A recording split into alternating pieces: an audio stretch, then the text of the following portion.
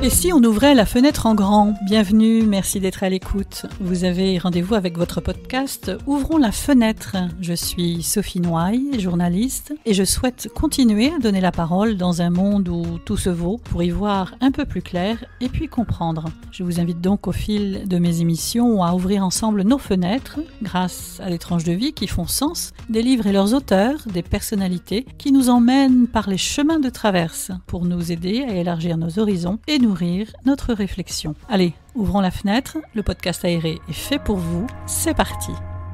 La liberté ne connaît pas de frontières, il suffit qu'une voix s'élève et appelle à la liberté dans un pays pour redonner du courage à ceux qui sont à l'autre bout du monde.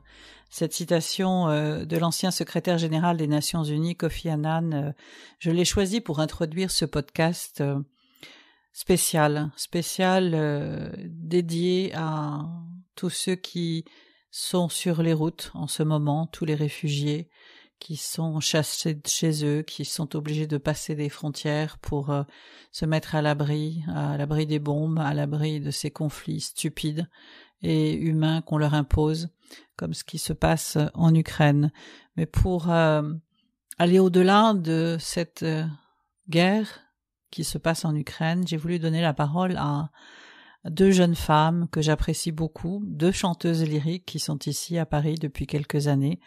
L'une est ukrainienne et l'autre est russe. Elles se connaissent, elles sont amies et elles partagent à ce micro tout simplement ce qu'elles vivent en ce moment dans leur vie, à travers les réactions que peuvent avoir les autres, ce que vivent leurs familles aussi, l'une et l'autre.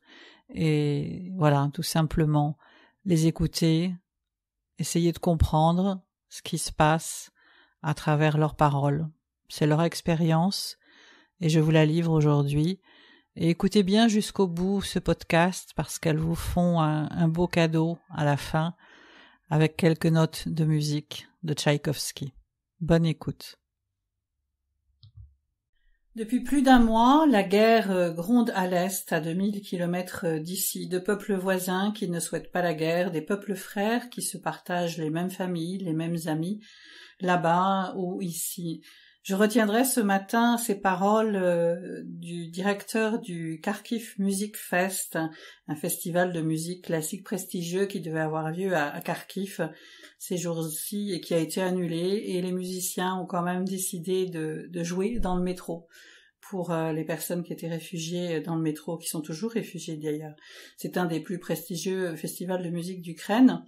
Et ce directeur a déclaré « La musique ne s'arrête pas, ce mini-concert, c'est le symbole de la lumière qui vaincra les ténèbres. » Et à cette occasion, avec Elena et Olga, que j'accueille aujourd'hui, bonjour à toutes les deux. Bonjour. On s'était connus lors d'une émission de radio où vous étiez venus pour évoquer la musique aussi, la musique au temps de Noël. Alors on n'est pas au temps de Noël, on est dans un temps particulier, mais j'avais envie de vous réunir à cette occasion parce que je trouvais que c'était un beau symbole d'accueillir Olga, ukrainienne, oui. Et puis Elena, russe. Tout à fait. Alors, merci d'avoir accepté cette invitation parce que je sais que vos emplois du temps sont chargés, mais on a quand même trouvé le moyen de se réunir.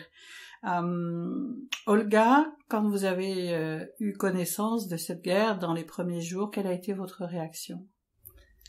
Je pouvais pas y croire.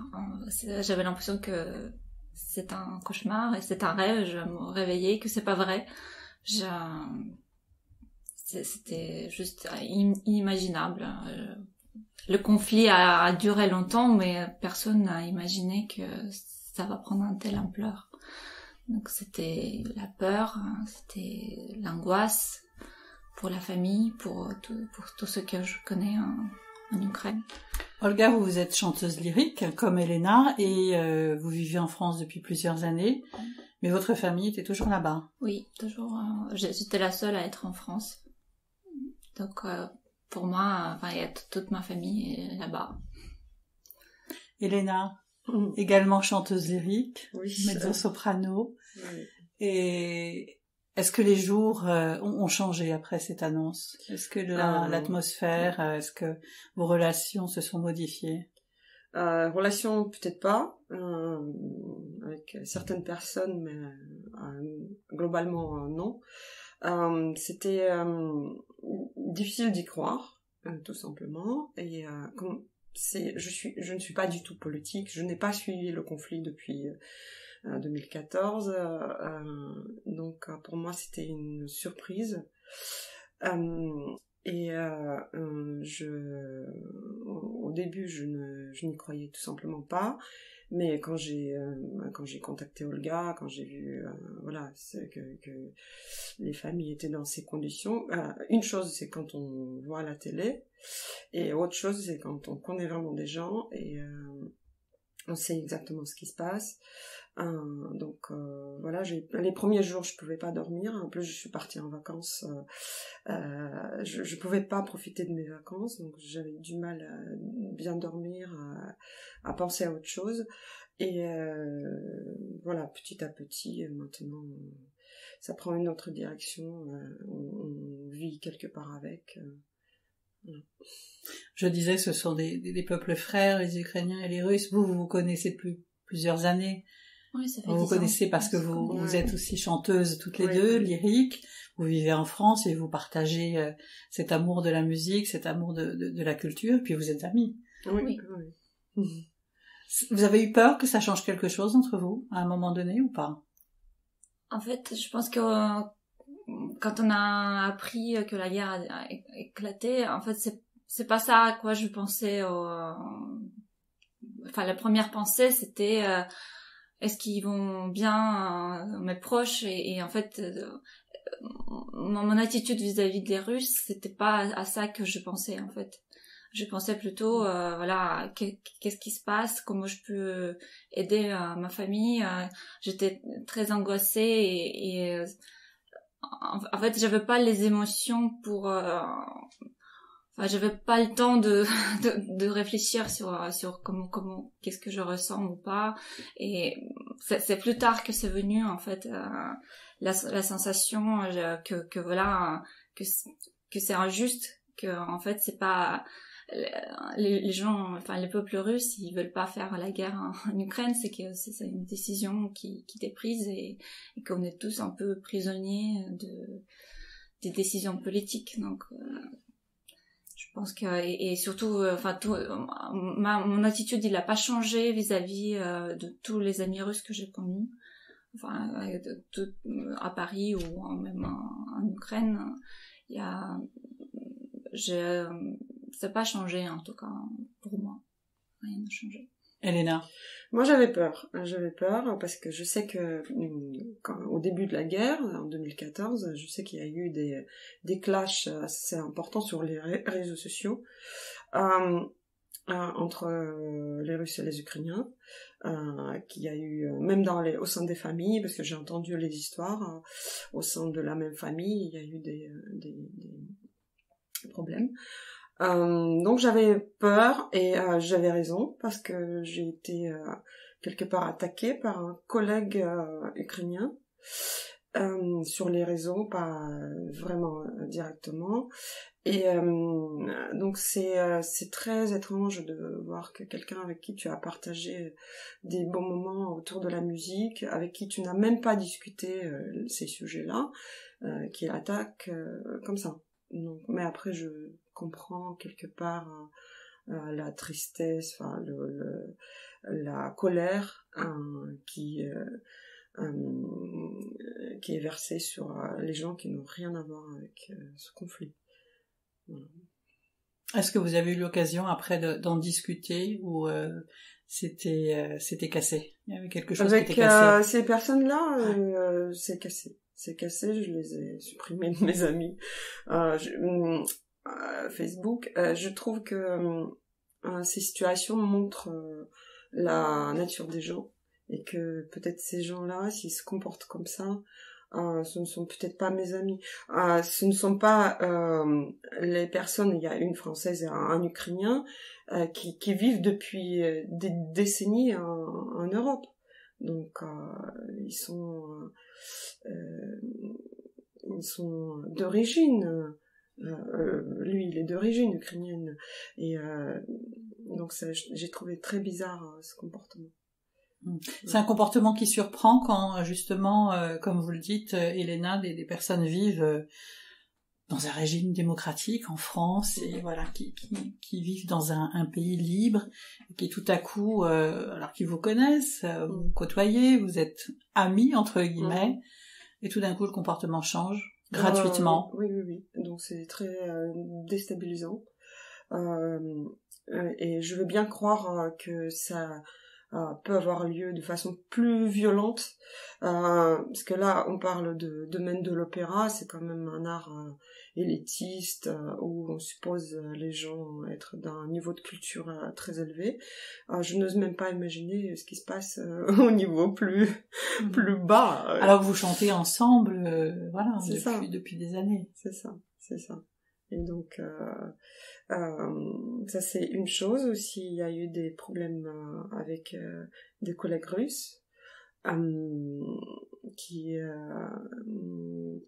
prennent les positions autres, et musiciens aussi, et qui attaquent aussi quelque part de l'autre côté. Donc alors que je ne prends pas de position, je ne m'exprime pas, je ne fais que... En fait, ma position, c'est plutôt, je suis pour la paix, je souhaite aider les gens qui sont en difficulté, et même ça, c'est attaqué par les quelque Ukrainiens. part, pour certains, c'est déjà prendre position. Voilà, c'est ça. Que de se situer du côté de la paix. Oui, c'est ça. Olga, c'est très particulier. Oui. Comme le disait Elena, ça révèle aussi la personnalité vraiment réelle des gens. Oui, je pense que aussi les gens sur les réseaux sociaux, comme on n'a pas une personne en face, et je pense qu'il y a aussi ce côté réseaux sociaux qui met les gens, ils sont plus facilement, ils écrivent instantanément un message. Et je pense qu'ils pensent que c'est moins blessant peut-être, ou au contraire, en fait, ils prennent leurs aises plus facilement, et ils envoient un message sans penser que ça blesse quelqu'un. Je pense qu'il y a aussi ce côté réseaux sociaux où les gens ils sont très au taquet pour écrire les messages et pour exprimer leur haine beaucoup plus que. Et dans la vraie vie, Olga, parce que vous êtes aussi, vous parlez russe aussi. Je parle russe et ukrainien. Et ukrainien, et vous me racontiez tout à l'heure une anecdote. C'est un petit peu une réalité triste. C'est que j'ai sorti avec ma famille que j'ai récupérée depuis le conflit qui est maintenant chez moi. On est sorti sur un aire de jeu dans la ville où j'habite, et on a parlé avec les enfants en russe. Et il y avait d'autres familles françaises qui étaient sur le même aire de jeu, et ils ont entendu qu'on parlait russe, et ils ont pas fait, ils savaient pas qu'on est les Ukrainiens ou les Russes, et ils pensaient tout de suite qu'on est les Russes, et tout de suite les enfants ils commençaient à dire sale Poutine. Donc ça veut dire qu'ils entendent ça à la maison, donc ils projettent ça sur les gens qui entendent parler russe. Donc je trouve que c'est vraiment, c'est triste. Donc il y a vraiment un amalgame, et il y a, en ce moment, je pense qu'il y a beaucoup de gens qui mélangent un petit peu le Poutine et le peuple russe. Donc il y a vraiment une projection sur un amalgame qui s'est exporté ici, en fait. Oui. Par le manque d'information, par le peut-être manque d'intelligence, tout simplement aussi, déjà. Il y a ça aussi, je pense. Et manque d'information, Elena? Je ne sais pas. Comme je dis, je suis pas du tout dans la politique. Je ne peux pas dire quoi que ce soit par rapport à ça. Je trouve, et si on voit d'autres conflits ou aussi les attaques terroristes, donc on voit bien qu'il y a cet amalgame Donc les gens vont associer les Arabes à tous les terroristes, etc. Et donc c'est quelque chose dans l'être humain peut-être. C'est des clichés.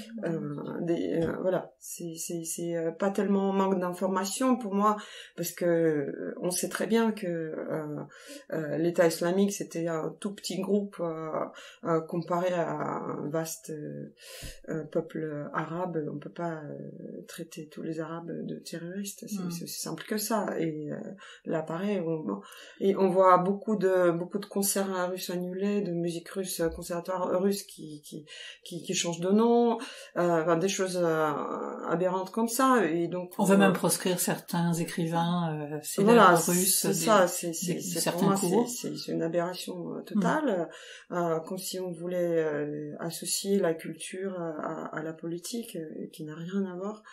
Et donc là c'est pas le manque d'information non plus, c'est pas le manque d'intelligence, parce que je suppose ce sont des gens intelligents qui prennent des décisions de ce genre, mais de prendre le temps de la réflexion.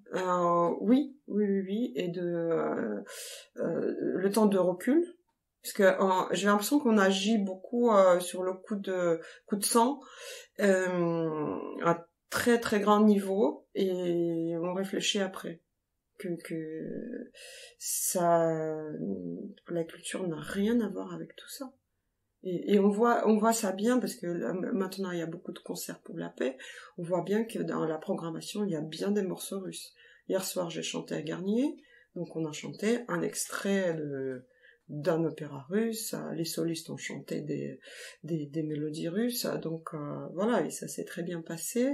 L'Opéra de Paris a pris cette décision intelligente d'inclure la musique russe et la musique ukrainienne dans le programme. Et les gens qui font autre chose et qui insultent les enfants, donc là, ça doit être dans l'être humain, je pense.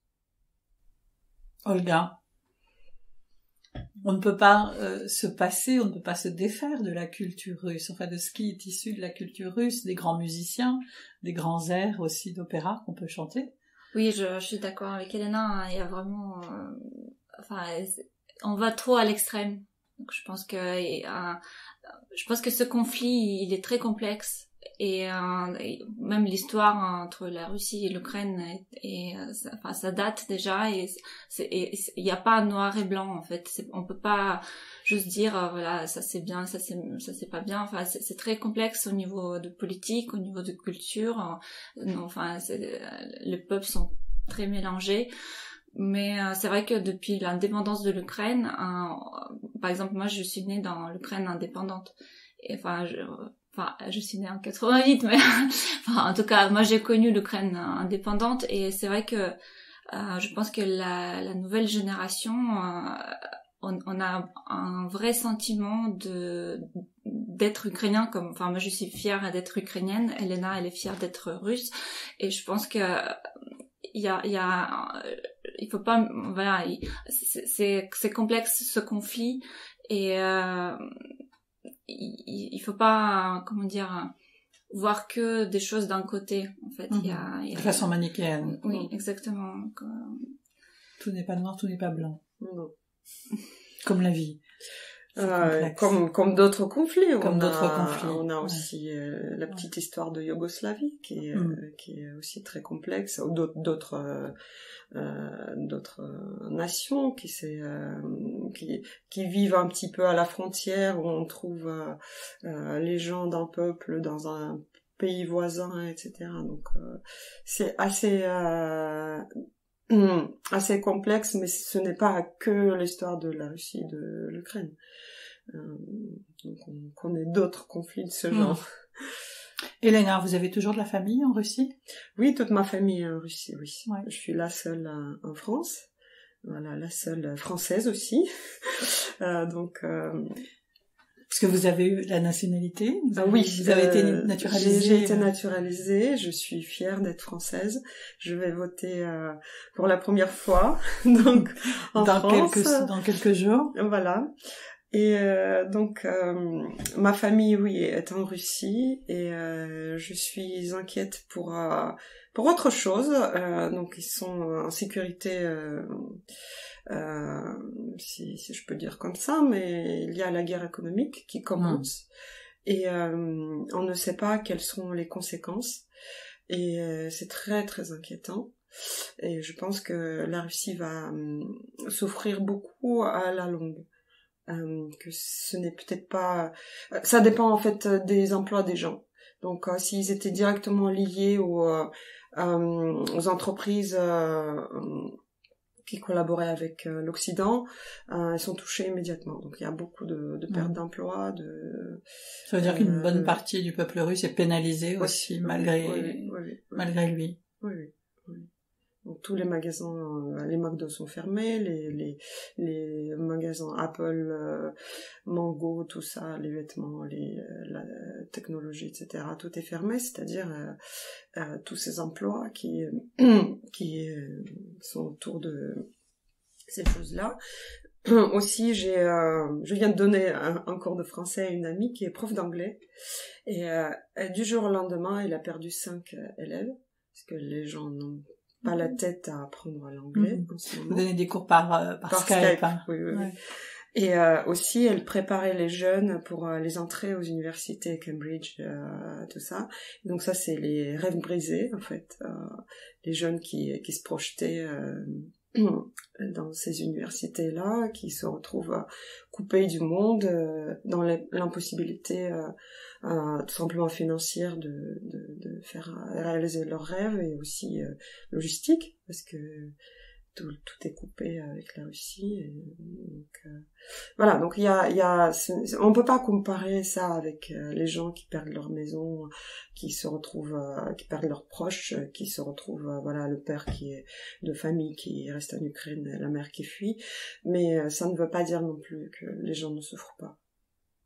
Ce n'est pas la même échelle, mais voilà, chacun a ses angoisses, chacun a ses façons de gérer les angoisses. Voilà. Olga, vous disiez tout à l'heure que votre famille est arrivée en France, elle a pu vous rejoindre, comment ça s'est passé? C'était 2 jours, hein, et en fait ils ont fait un voyage qui durait 2 jours et demi. Et pendant ce temps-là, j'ai pas pu dormir. J'étais tout le temps de Kharkiv. De Kharkiv. Oui, ils étaient à Kharkiv et j'insistais pendant plusieurs jours qu'ils viennent parce que au début ils pensaient que peut-être ça va se terminer rapidement, que peut-être ça va s'arranger, mais ils habitaient dans une barre d'immeuble où il y avait la cave et on pouvait pas, il était pas du tout adapté pour en fait la station de métro la plus proche était vraiment à 5 stations de bus, donc tu peux pas courir quand il y a un signal d'alerte. Tu peux pas courir là-bas avec 2 enfants de 6 ans, donc c'était pas possible. Et au début, donc ils dormaient dans la salle de bain parce que c'était le seul endroit dans l'appartement où il y avait pas de fenêtre et que si jamais il y avait une explosion, donc ils pouvaient plus ou moins être à l'abri. Et donc j'ai commencé à insister qu'ils prennent le train et qu'ils viennent ici. La décision, ma sœur, elle m'a dit que le dernier goutte qu'il a fait partir, c'est qu'elle est sortie de chez elle, elle a croisé un voisin et qui avait une petite fille aussi de 6 ans. Et il venait lui dire que sa femme elle vient de mourir parce que en fait à cause de tout ce qui se passait autour, en fait elle est allée à l'hôpital et ils ont pas pu faire ils ont fait une opération mais ils ont pas pu faire comme il faut et elle était morte sur la table. Donc c'est parce qu'il y avait plein de choses qui se passaient dans la ville et donc donc là ils ont pris la décision. Donc là elle a dit qu'elle voyait que si jamais il y a quelque chose qui se passe, il y a plus aucune sécurité et du coup le jour même ils ont pris le minimum. Pu prendre le train. Oui, mais c'était très compliqué parce qu'il y avait beaucoup de gens qui voulaient prendre le train, ils attendaient pendant des heures dans le passage souterrain et il y avait toute la processus était très très long et très fatigant mais finalement ils sont arrivés à Lviv et ensuite ils ont pris un autre train qui va vers la Pologne. Et donc ils sont passés par la Pologne. Oui, ils sont passés par la Pologne et après il y a mon mari qui est venu les chercher à la frontière. Donc ils sont maintenant en sécurité. Mais il y a encore mon frère avec sa famille qui reste là-bas, mais il a quitté Kharkov pareil parce que c'était plus possible de rester là-bas. Et ma sœur, elle a des nouvelles de son immeuble parce que en fait c'était une grande barre d'immeuble de 9 étages et maintenant il reste 10 personnes là-bas. Et c'est les personnes qui, en fait, il y a sa voisine, elle a sa mère, elle est paralysée. Donc elle peut pas la laisser, et elle peut pas la descendre nulle part. Et donc elle est vraiment bloquée dans cet immeuble. Et c'est la seule nouvelle qu'on peut avoir. Hein. Donc on sait que pour l'instant l'immeuble il est encore debout, quoi. Il tient, mais c'est terrible. Hein. Il reste pas grand chose de Kharkiv malheureusement maintenant. Donc c'est très dangereux là-bas.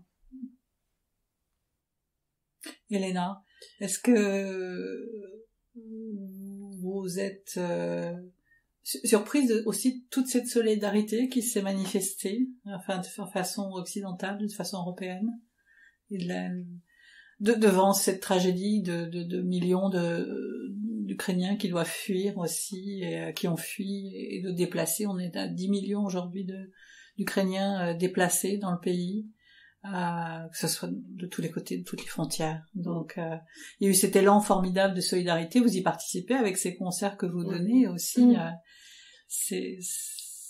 Ça répond à quelque chose de profond aussi chez les humains. Oui, c'est-à-dire, je n'ose même pas imaginer ce que ressentent ces gens-là. J'imagine il y a quelque chose de la peur très profonde qui se réveille et que c'est normal de fuir l'endroit dangereux et c'est tout à fait normal de chercher le refuge près de la famille ou je pense surtout aux gens qui n'ont pas de famille en Europe qui sont obligés d'atterrir quelque part dans un pays qu'ils ne connaissent pas. Dont ils ne parlent pas la langue. Dont ils ne parlent pas la langue. Je sais qu'il y a beaucoup de volontaires qui aident, mais aussi, comme dans toutes les guerres, on a vu ça pendant la guerre en Syrie, donc il y a des profiteurs. Et donc je vois pas mal de messages d'alerte. Les femmes, c'est surtout les femmes qui fuient avec les enfants. Donc, les messages d'alerte pour les femmes et les enfants. Pour les femmes et les enfants, disant faites attention. Il y a des passeurs qui prennent de l'argent et qui arnaquent en fait. Aussi il y a les profits, il y a les femmes qui sont prises en Pologne et je crois que j'ai lu pour l'esclavage soit de travail soit à la prostitution et ça je trouve c'est horrible de profiter du malheur des gens pour s'enrichir donc voilà à la fois il y a cette action de solidarité d'accueillir d'aider etc et à la fois il y a des gens qui profitent des faibles de ce mouvement. Et en même temps, toute cette solidarité aussi du milieu culturel, et bon nombre d'artistes aussi russes. Je voyais d'ailleurs sur les réseaux, parce qu'il y a aussi de bonnes choses sur les réseaux, mais c'est un rappeur russe qui a pris position, lui aussi, et qui chante, qui donne des concerts justement pour la paix. Comme vous le disiez tout à l'heure, Elena, c'est important aussi cette mobilisation du monde culturel. Oui, cette mobilisation est très importante et je trouve ça beau que justement j'ai parlé de la programmation tout à l'heure qu'il y ait des morceaux russes. Ça montre quelque part la solidarité des gens, des Russes, des Ukrainiens, des Français, des Occidentaux, d'arriver au plus vite à la paix. avec tout ce qu'on a, avec nos bagages, etc. Après, je sais que ces actions sont très critiquées, notamment par les Français, parce qu'on a connu plusieurs guerres, et donc ils posent des questions. Comment ça se fait que c'est pour l'Ukraine, il y a toute cette action, et il n'y a pas eu pour la Syrie, il n'y a pas eu pour Yémen. Donc voilà, je sais qu'il y a, ce n'est pas homogène dans les réactions des gens. Olga. Oui, en fait, je voulais aussi remercier en fait tous les gens, les Français, les Russes, les Ukrainiens, qui aussi ont aidé ma famille, parce que quand ils sont arrivés, il y avait énormément de messages. Mais j'ai reçu, mon téléphone était rempli de messages de tous les gens qui me connaissent, et que j'avais pas de nouvelles. Ça fait des années que j'avais pas de nouvelles, et ils vont m'envoyer le message qui pensaient à moi, et ils proposaient de l'aide. Il y avait plein de gens qui nous a prêté les vêtements, et pour les enfants, pour les adultes. Il y a vraiment, c'était toute une vague des gens qui étaient prêts à aider, qui proposaient même le logement et tout. Donc c'est vraiment je m'attendais pas à un tel solidarité, un tel envie d'aider. En fait, c'est tout le monde avait l'impression, avait un sentiment qu'il devait faire quelque chose. Et c'est vrai que comme dit Elena, je ne sais pas pourquoi, par exemple quand il y avait la guerre en Syrie, pourquoi il n'y avait pas cette vague aussi importante.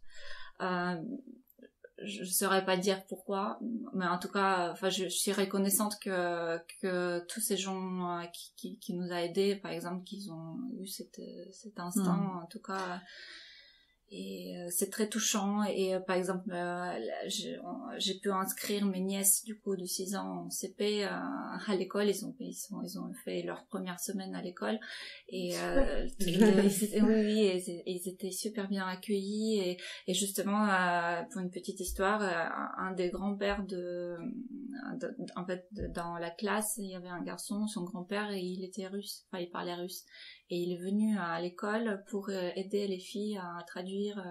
Donc il est venu plusieurs matinées pour que les filles se sentent plus... Donc il y a des gestes, des petits gestes qui en disent long aussi, qui sont significatifs. Et aussi les enfants, ils apportent les dessins pour les petites, ils apportent des petits jouets, c'est très touchant. Et je suis vraiment reconnaissante. Alors, ce n'est pas une question sur se positionner ou pas, Elena et Olga, mais on voit aussi sur les réseaux, dans les échanges comme vous qui échangez là aujourd'hui, que finalement, sur le terrain, dans les relations personnelles, peut-être que si on faisait un peu plus confiance au peuple, les choses se passeraient autrement.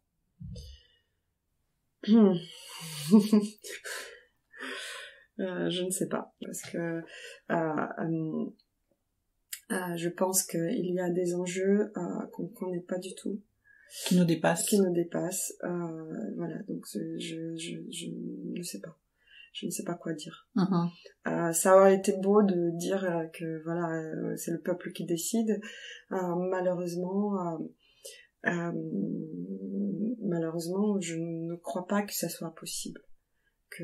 En tout cas, vu le monde d'aujourd'hui, je pense qu'il y a plein d'autres choses en tout cas, moi, je ne suis pas ces conflits, je ne suis pas les enjeux politiques, je ne peux pas m'exprimer à ce sujet. Mais ce que vous vivez dans la vie quotidienne, jour après jour, comme aujourd'hui, par exemple, ce sont des petits pas aussi importants. C'est-à-dire, oui, mais ça aurait été beau de juste dire, on est tous frères, etc. Comme je suis française maintenant, donc j'ai passé ma vie d'adulte, surtout ma vie d'adulte en France. Donc, qu'est-ce que je suis maintenant? Donc, et si jamais demain il y a la guerre entre la France et la Russie, qu'est-ce que je suis? Donc, je suis ni l'une ni l'autre. Et donc, pour moi, ça aurait été idéal de faire confiance au peuple, voilà, de faire tout simplement vivre ensemble en paix, mais c'est trop idéaliste comme position. Oui, je pense que oui, c'est très complexe parce que enfin récemment j'ai regardé justement en fait on posait les questions aux Russes qui vivent enfin dans la Russie, enfin pas à Moscou mais dans d'autres villes plus petites et qu'est-ce qu'ils en pensent de ce conflit et je voyais la réaction en fait suivant les générations c'est pas le même discours. Donc en fait, les jeunes ils disent que voilà c'est terrible ce qui se passe et qu'il y a la guerre et tout. Et dès qu'on dépasse 30-40 ans, les gens ils disent le Poutine il fait ce qu'il doit faire et que les Ukrainiens c'est comme les Russes, c'est notre peuple.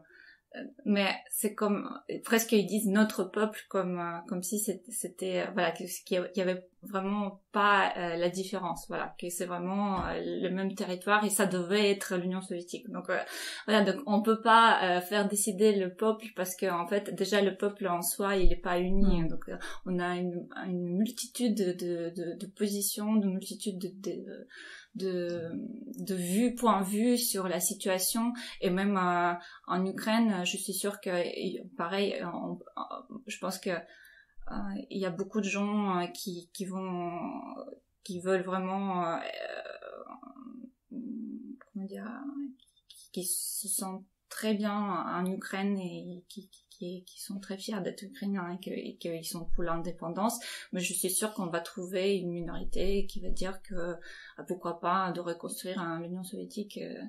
Donc ce sera jamais. C'est ce qu'on disait tout à l'heure, c'est complexe. C'est complexe et le peuple il pourra pas non plus décider en fait. Je pense qu'il y a c'est tellement compliqué.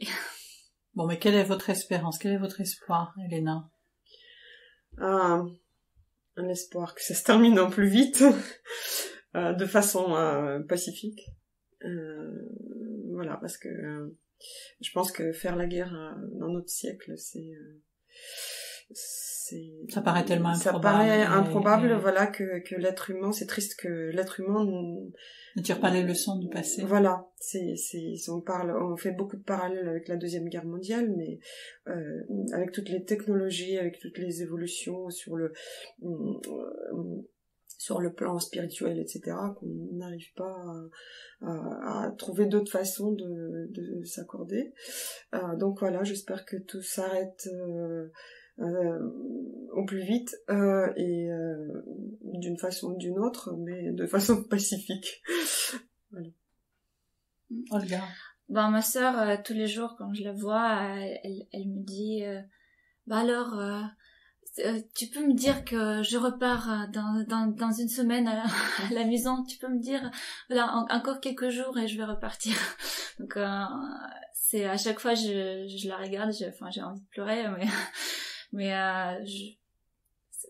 si j'aurais pu lui dire oui ça va être fini demain, ça aurait été c'est mon vœu le plus cher que ça se termine le plus vite possible et avec le moins de vies brisées et de victimes parce que quand je pense à tous les cadavres qui sèment maintenant dans toutes les villes de l'Ukraine, on n'imagine même pas combien de gens meurent en ce moment et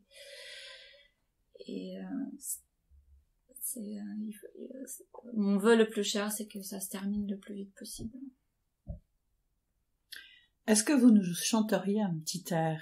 C'est improvisé, mais je sais que vous n'avez pas eu beaucoup de temps d'y penser ou de préparer juste quelques secondes. Alors, dans la langue que vous voulez, je ne sais pas, toutes les deux, mais alors vous êtes chanteuse lyrique, toutes les deux, un petit air. On va vous chanter un duo qu'on a chanté beaucoup dans nos concerts. Oui, c'est Tchaïkovski, donc c'est un grand compositeur russe. Et ça parle de la nature, de la beauté, donc voilà. Faut qu'on s'accorde. Oui, c'est ça. Allez-y. Ok. Je sais. Какой доты? Non.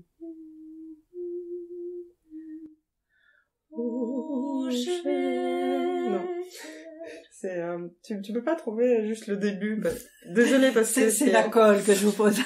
Non, c'est parce qu'il y a le piano avant, on a nos repères. Et a cappella, c'est. Уж вечер, облаков померкнули края, последний луч зари на башнях умирает.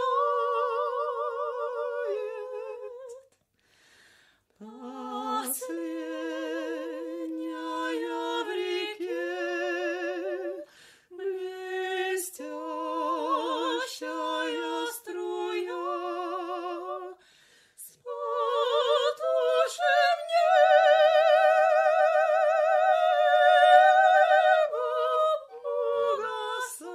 угасает.